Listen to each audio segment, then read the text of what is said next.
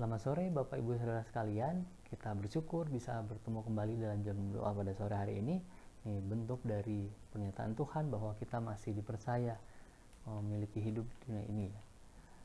Saudara, kita akan berdoa sebelum memulai renungan ini. Terima kasih Bapa di surga, kami menyerahkan pembacaan firman yang akan kami renungkan pada sore hari ini. Kiranya Roh Kudus memimpin kami supaya kami bisa mengerti panggilan kami masing-masing dan meneguhkan panggilan itu. Kiranya Tuhan memberkati apa yang kami renungkan dan biarlah ini menambah pertumbuhan rohani kami. Dalam nama Tuhan Yesus kami mau berdoa dan bersyukur. Amin. Saudara, sore hari ini perenungan saya beri judul Tetaplah Setia pada Pimpinan Roh. Diambil dari Kisah Para Rasul 16 ayat 6 sampai 10. Saya akan membantu Bapak Ibu Saudara sekalian untuk membaca dan menekankan beberapa hal yang dari ayat-ayat ini. Kita mulai dari ayat 6. Ayat 6 berkata, mereka melintasi tanah Frigia dan tanah Galatia karena Roh Kudus mencegah mereka untuk memberitakan Injil di sana. Ada yang dicegah oleh Roh Kudus. Ayat 7. Dan setibanya di Misia, mereka mencoba masuk ke daerah Bitinia, tetapi Roh Kudus tidak mengizinkan mereka. Lagi-lagi Roh Kudus tidak mengizinkan. Ayat 8. Setelah melintasi Misia, mereka sampai di Troas. Nah, ini penting saudara kalau dibandingkan dengan ayat 10. Karena di tempat inilah ada perubahan kemudian redaksi dari ayat-ayat yang selanjutnya ya. Ayat 9. Pada malam harinya tampaklah oleh Paulus suatu penglihatan. Ada seorang Makedonia berdiri di situ dan berseru kepadanya, katanya, menyeberanglah kemari dan tolonglah kami. Ayat 10. Setelah Paulus melihat penglihatan itu, segeralah kami mencari kesempatan untuk berangkat ke Makedonia, karena dari penglihatan itu kami menarik kesimpulan bahwa Allah telah memanggil kami untuk memberitakan Injil kepada orang-orang di sana. Saudara, kisah ini disampaikan sebagai sebagai orang ketiga, ini berubah menjadi kata ganti orang kedua yang menjadi kami gitu. Artinya apa? Artinya Kisah Para Rasul penulisnya sudah ikut dalam pelayanan ini. Saudara, dari beberapa ayat ini paling tidak ada dua hal yang bisa kita lihat. Yang pertama adalah ayat 6 dan 7 bicara bahwa tidak semua kegiatan pemberitaan Injil sesuai dengan maksud Roh, dengan tujuan Roh. Tidak semua pemberitaan Injil menjadi bagian kita. Saudara, di Asia, latar belakang tempatnya adalah banyak orang Yunani di sana. Dan Silas dan Timotius adalah teman yang cocok untuk pelayanan di sana. Di Bitinia, ini daerah yang banyak koloni Yahudi, dan surat 1 Petrus ditujukan kepada daerah ini. Mengapa mereka tidak bisa masuk ke sana? Poin penting dari pencegah dan juga tidak diizinkan ini adalah terpenting mereka tetap taat kepada pimpinan Roh dibanding mengikuti apa yang mereka inginkan. Saudara, poin kesetiaan ini sebenarnya diberikan kepada Paulus dan Barnabas juga. Barnabas dan Paulus sama-sama setia kepada panggilan Roh. Persoalannya, kalau kita kembali sedikit ke pasal 15, persoalannya ada sikap manusiawi mereka yang terlibat di dalam itu. Sehingga ayat 15 ayat 39 berkata ada perselisihan tajam. Tim yang terkenal ini dengan pelayanannya akhirnya bubar jalan dengan perselisihan tajam itu. Padahal kalau kita ikuti, baik Paulus maupun Barnabas sama-sama tetap di jalan yang Roh Kudus kehendaki gitu. Paulus misalnya tetap setelah dari Antiokhia itu tetap bertemu Timotius misalnya di Listra, lalu bertemu Lukas tadi di Troas. Dan saudara, kita juga bisa melihat bagaimana Barnabas bisa membuktikan bahwa Yohanes Markus akhirnya menjadi penulis kitab pertama Injil, bahkan sebelum Lukas.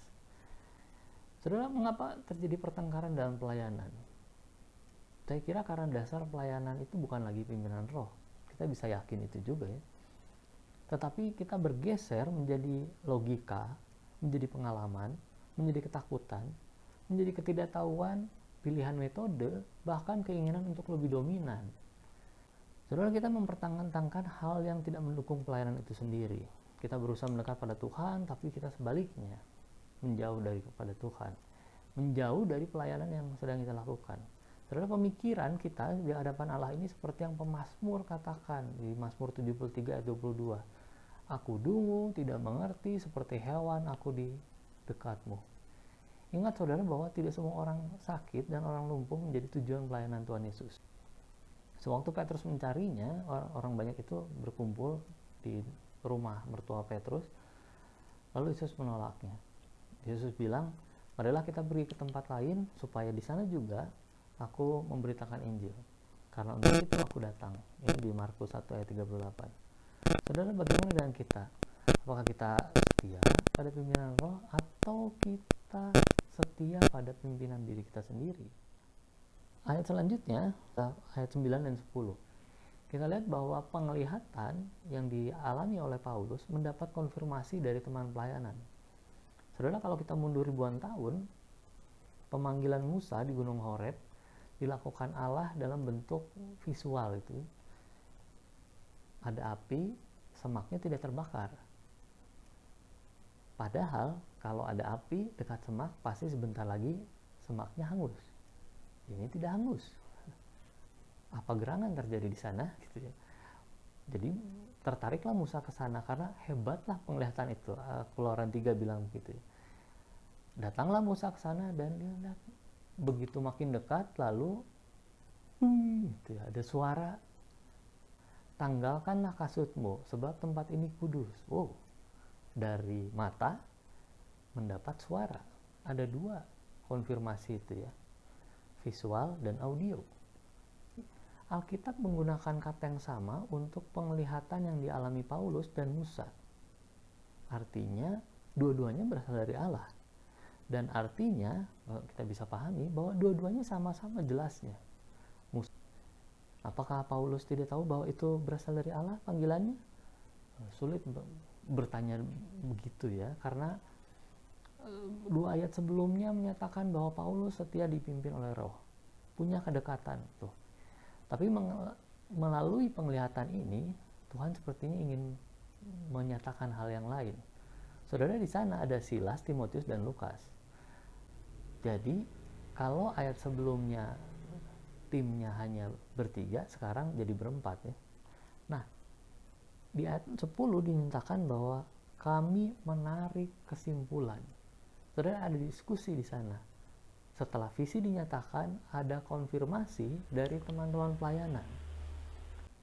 Saudara sekalian, kalau Paulus punya tim pelayanan, bagaimana dengan kita? Kita punya tim pelayanan? Mungkin dijawab, wah Pak, kita komunikasinya lewat WA. Itu jawaban umum. Tapi tetap ada teman. Yang jadi persoalan itu kalau, Pak, saya bukan bekerja. Wah, jangan lupa 2 fakta penting tentang orang Kristen ini, saudara. Bahwa tidak ada orang Kristen kelas 2. Semua orang Kristen punya kewajiban yang sama untuk memberitakan Injil. Semua orang Kristen adalah pelayan bagi yang lain. Dan semua orang Kristen harus punya tim pelayanan. Berapapun kontribusi yang mereka berikan, tapi mereka harus punya tim pelayanan. Sebab kita tidak bisa seorang diri dalam menjalani itu ya, menjalani pelayanan di dunia. Ingat bahwa Tuhan Yesus tidak mengutus murid-murid 1 orang, hanya 3 orang, tapi mereka mengutus berdua-dua dan semuanya diutus. Lukas 9 dan 10 bilang 12 murid diutus semuanya, 70 murid diutus semuanya.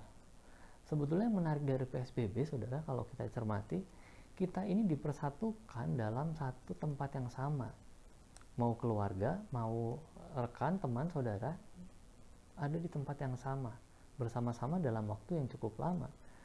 Saudara, kebersamaan ini kalau misalnya kita gunakan, ini jadi tempat atau kelompok pendalaman firman Tuhan. Nah, kalau kita pakai sudut pandang ini, kelompok-kelompok yang tidak bisa kemana-mana ini justru sedang menjalani retreat selama PSBB berlangsung gitu ya. Jadi Tuhan sedang menyiapkan tim pelayanan ini. Tuhan sedang menyiapkan saya dan saudara untuk mengalami satu masa yang baru setelah PSBB berakhir. Tapi sekarang sedang disiapkan. Nah, kalau saudara sedang menyaksikan tayangan ini, saudara bisa lihat teman-teman atau saudara kiri kanan bisa lihat, lalu kasih senyum. Ini adalah teman-teman pelayanan saudara yang sedang menjalani retreat itu ya. Dari tim pelayanan ini, teman-teman yang atau saudara yang ada di tempat yang sama ini, Allah akan berikan visi, dan visi itu akan dikonfirmasi, digumuli, didoakan bersama-sama. Alkitab menjamin, bukan saya, Alkitab menjamin keluarga Anda atau orang yang bersama-sama dengan Anda akan lebih bahagia dan bersuka cita ketika menyelidiki dan menggumuli firman Tuhan dibanding bersama-sama melakukan TikTok challenge. Saudara, please deh. Maka pembatasan sosial tadinya membatasi kita, pembatasan sosial itu. Tapi kalau kita balik, kita ubah mindset kita, ini jadi jalur bebas hambatan untuk masuk ke dalam kehendak dan rencana Allah melalui diri kita masing-masing.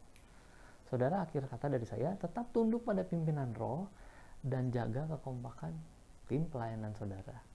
Tuhan Yesus memberkati. Amin.